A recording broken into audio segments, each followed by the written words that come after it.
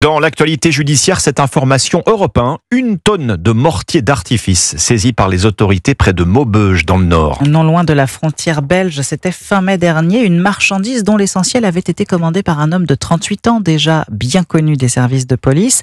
À l'approche du 14 juillet, il prévoyait de tout revendre dans des banlieues d'Île-de-France. Jean-Baptiste Marty. C'est depuis son ordinateur, dans son petit appartement à Ivry-sur-Seine, dans le Val-de-Marne, qu'il orchestrait tout.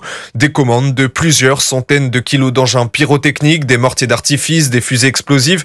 Bref, du matériel interdit en France, souvent utilisé pour viser les forces de l'ordre. Son objectif est bien tout écouler en région parisienne avant le 14 juillet prochain. Et pour ce faire, le suspect, déjà connu de la police pour une trentaine de délits, publie de nombreuses annonces sur les réseaux sociaux.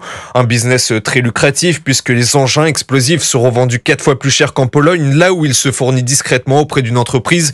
Mais la livraison ne se passe pas comme prévu. La marchandise est saisie à la frontière franco-belge. L'acheteur à Ivry est identifié. Chez lui, 1700 chandelles romaines et une centaine de fumigènes sont trouvés, ainsi que 2 armes de poing.